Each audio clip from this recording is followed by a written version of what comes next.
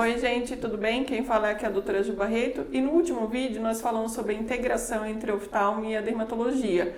Hoje a gente vai falar sobre a necessidade dessa multidisciplinaridade entre as especialidades, justamente para indicar, os casos, recorrer a outros colegas e saber como é que a gente pode tratar melhor os pacientes.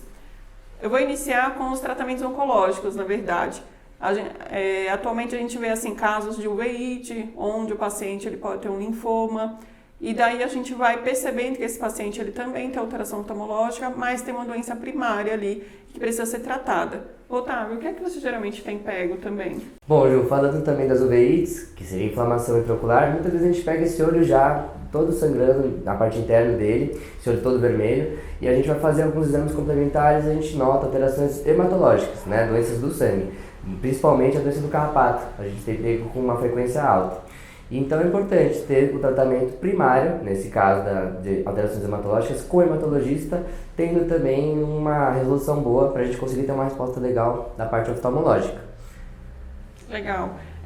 A gente pega também assim, pacientes com alterações cardiológicas, ou cardiorrenal, que a gente considera, porque o olho é um órgão-alvo. Então, por exemplo, o paciente é hipertenso, ele pode ter um descolamento de retina, ele pode ter um sangramento retiniano, então atrapalha a visão, a gente já vê tortuosidade de vasos. Então, colegas, que são nefrologistas ou cardiologistas, eles indicam, passar numa consulta oftalmológica para fazer a fundoscopia, que é o exame de fundo de olho, para justamente, avaliar esse paciente. Porque a gente nota, assim, que pacientes que têm pressão arterial sistêmica acima de 200, o cardiologista ele considera que esse paciente já é hipertenso. Mas nós oftalmos notamos que o paciente com 160 de pressão, ele já tem também uma alteração de fundo de olho, então ele pode ser um pré-hipertenso, então ele precisa ser tratado também.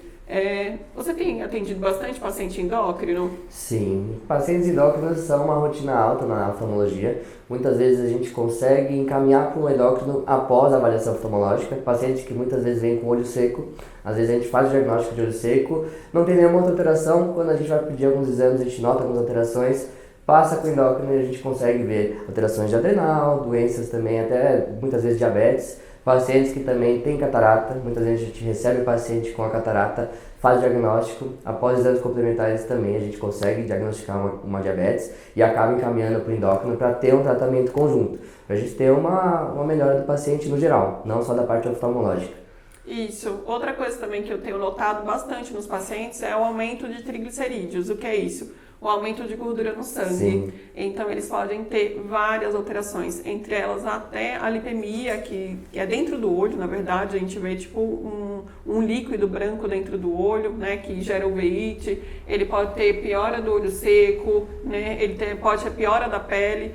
Pacientes que eles passam por pós-cirúrgico de catarata, dá bastante complicação se tiver bastante gordura. Então, precisa do colega endócrino, para fazer esse tratamento. Sim, você citou também o aumento de triglicéridos. Muitas vezes a gente pode ter também depósito desses triglicéridos na córnea. Então, a gente vê manchas brancas nesse olho. Quando a gente vai fazer exames também, a gente vê aumento de triglicéridos, de colesterol, que também precisa da alteração da avaliação endócrina.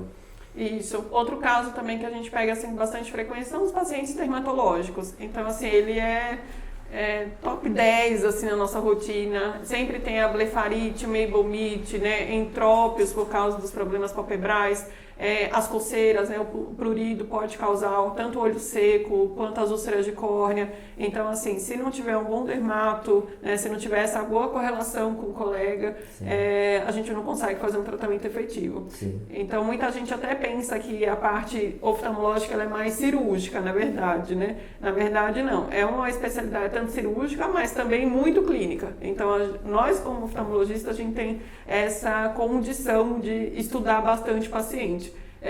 Não sei se você nota na sua rotina que a gente pede bastante exame. Sim, a gente costuma pedir muitos exames complementares justamente por isso.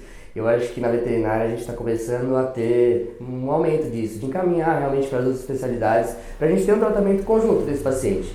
Porque muitas vezes a gente quer tratar tudo, mas a gente precisa realmente de um especialista de uma área X e Y para a gente ter uma melhora do paciente.